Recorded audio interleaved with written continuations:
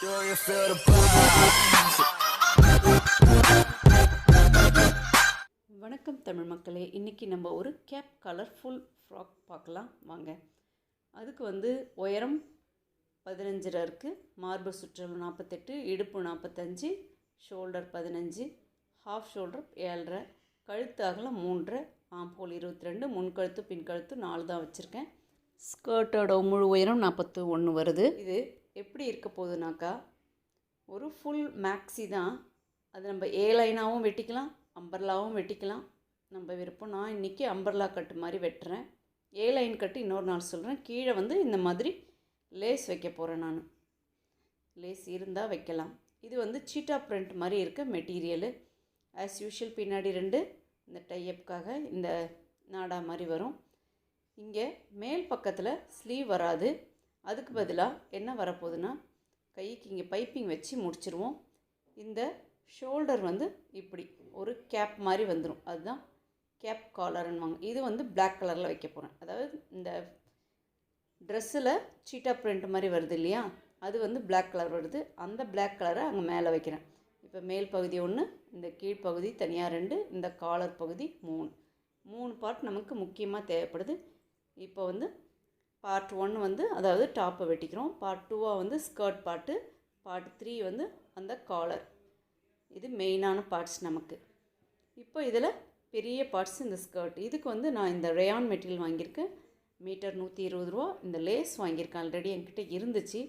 இந்த மெட்டீரியல் 2.25 வேணும். இந்த பிளாக் துணி முக்கால் இருந்தால் போதுமானது. இந்த ரேயான் மெட்டீரியல் இது அகலம் ஜாஸ்தியாக இருக்குது. எனக்கு 58 இருக்குது பாருங்கள். அதனால் நான் 2.25 வாங்கியிருக்கேன். அது கொஞ்சம் கம்மியான அகலம் 48, 52 இருக்க மாதிரினா நீங்கள் 3 வாங்கிக்கோங்க.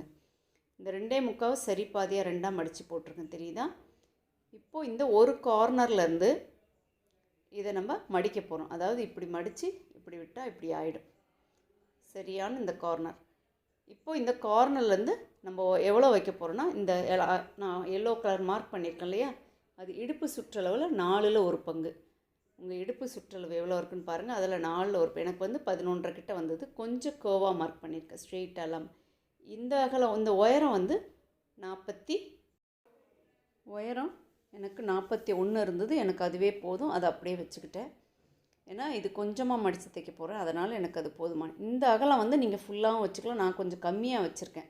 அது ஏன்னாக்கா என்கிட்ட ஒரு லேஸ் ஆல்ரெடி இருக்குதுன்னு சொன்னேன் இல்லையா, அந்த லேஸை தான் கீழே வைக்க போகிறேன். அந்த லேஸ் இவ்வளோ தான் இருக்குது. அதனால் நான் கொஞ்சம் கம்மி பண்ணிக்கிறேன். தெரியுதுங்களா உங்களுக்கு? சைடில் அந்த அகலம் வேணால் ஃபுல்லாக வச்சிங்கன்னா உங்களுக்கு ஃபுல் அம்பர்லா ஃப்ளார் கிடைக்கும். எனக்கு அது வேண்டாம். அதனால் இந்த அதோடு மார்க் பண்ணியிருக்கேன் பாருங்கள். அந்த எல்லோ மார்க்கோட இந்த லேஸ் எவ்வளோ இருக்கோ அதோடு நான் வெட்ட போகிறேன். இப்போது இவ்வளோ தாங்க நமக்கு உயரம், இந்த அகலம். இப்போது இதை நம்ம கட் பண்ணி எடுத்துக்கலாம். இங்கே மேலே இருக்கு இல்லையா அந்த எல்லோ லைன், அதுதான் நமக்கு இடுப்பு பகுதி. இப்போது இந்த சைடில் வெட்டுறோம். இதுக்கு எக்ஸ்ட்ரா அலவன்ஸ் விடணும்னு அவசியம் கிடையாது. ஏன்னா இது அகலமாக தான் இருக்க போக போக கொஞ்சம் தான் நமக்கு தையலுக்காக வரப்போகுது. கீழே இருக்க பகுதியை அப்படியே விட்டுக்கிறேன். நான் கொஞ்சமாக மடிச்சடிக்க போகிறேன். எனக்கு அது போதுங்கிறதால அப்படியே விட்டுருக்கேன்.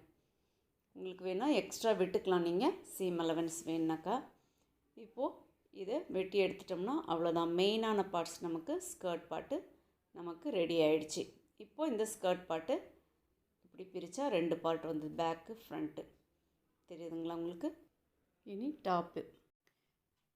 இப்போது இதுதான் நமக்கு வேண்டிய மெஷர்மெண்ட்டு. இங்கே இருக்குது பாருங்கள். இது ஒரு பெரியவங்களுக்கு தான் நான் தைக்கிறேன். இப்போது மேல் இது டாப்போட ஹைட் 15 இருக்குது. நான் 16 மார்க் பண்ணியிருக்கேன். இடுப்பு சுற்றளவு 48 வருது.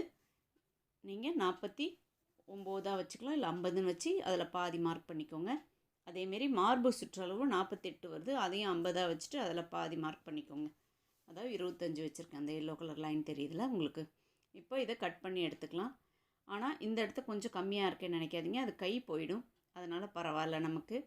இது 2.25 தான் நான் துணி எடுத்திருக்கேன். அதனால் இப்படி இருக்குது. அது தவிர பிளாக் துணி தனியாக வச்சுருக்கேன் அது காலருக்கு. இப்போது இதை இப்படியாக மடித்து போட்டுக்கலாம் நம்ம. ஸோ இதை பாதியாக மடித்து போட்டு இப்போ வெட்ட போகிறோம். அது எது வெட்ட போகிறோன்னா, வெரி ஃபஸ்ட்டு எது வைக்க போகிறோன்னா, ஷோல்டர் அளவு 15 இருக்குது. அது தவிர கழுத்து 3.5 இருக்குது இல்லையா, அந்த 15.5 பாதி 7.5 அந்த மடிப்புலேருந்து 7.5 வச்சுக்கோங்க. அதுக்கப்புறம் அந்த மடிப்புலேருந்து அந்த 3.5 மார்க் பண்ணிக்கோங்க கழுத்தோட அகலத்தை.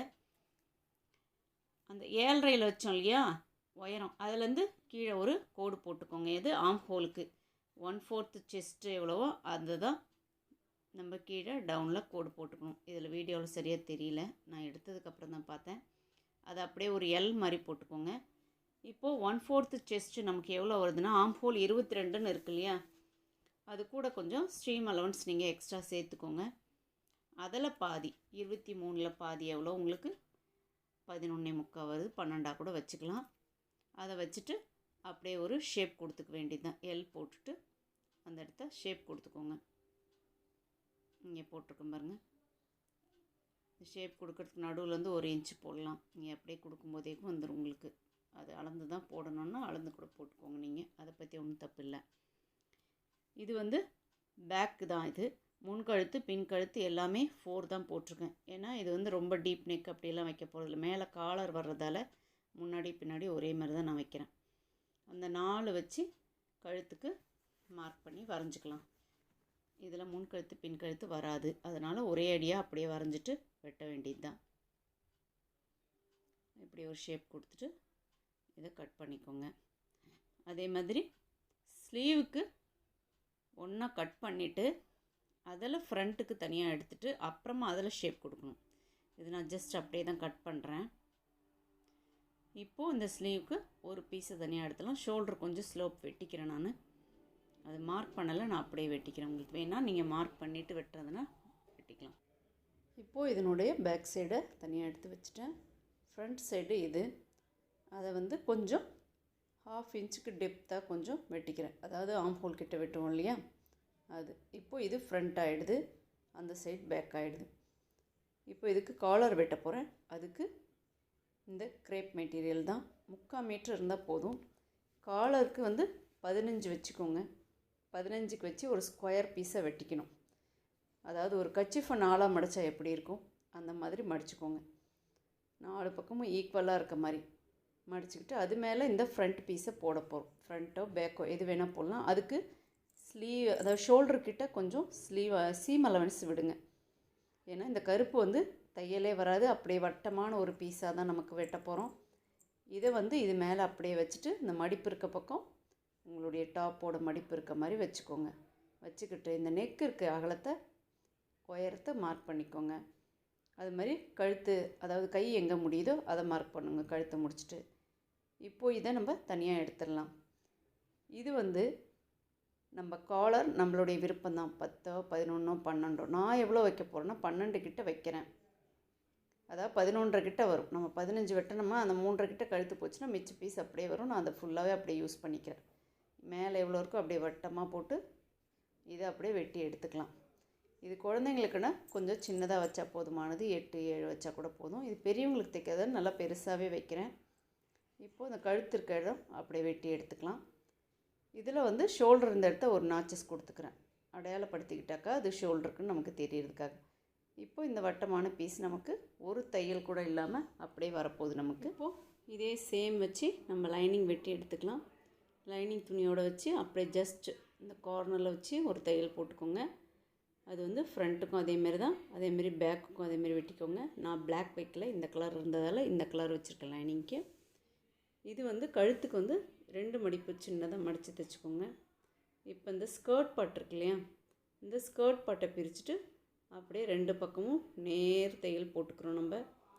அப்புறம் இந்த ஸ்கர்ட் பாட்டோட கீழ்ப்பகுதி இருக்கு இல்லையா, அந்த கேர்வாக இருக்க பகுதி, அந்த கேர்வாக இருக்க பகுதியில் சின்னதாக கொஞ்சம் மடித்து தைச்சிக்கிறேன். நீங்கள் எக்ஸ்ட்ரா விடுறதுனா விட்டுக்கோங்க. எனக்கு இது போதுமானதால் நான் சின்னதாக அப்படியே விட்டுருக்கேன். இந்த அளவுக்கு மடித்து தைச்சிக்கிறேன். மடித்து தைச்சதுக்கப்புறம் பாருங்கள், அது எஃபெக்ட் இப்படி தான் இருக்கும், தெரியுதா? ஒரே ஒரு தையல் தான் போட்டிருக்கேன் உங்களுக்கு காமிக்கிறதுக்காக. கீழே இன்னும் மடித்து தைக்கல, இனிமேல் தைப்பேன்.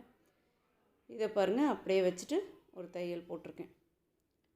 பேக்கு ஃப்ரண்ட்டுன்னு எழுதிக்கோங்க. ஏன்னா ஒரே மாதிரி இருக்கிறதால சட்டுன்னு புரியாது உங்களுக்கு. கை கிட்ட மட்டும்தான் நமக்கு ஷேப் இருக்கும் ஃப்ரண்ட்டில், மற்றபடி எல்லாம் சேம் டு சேமாக தான் தெரியும். இப்போது ஸ்கர்ட்டையும் கீழே மடித்து தைச்சிடலாம். அதுக்கப்புறம் உங்களுக்கு காமிக்கிறேன்.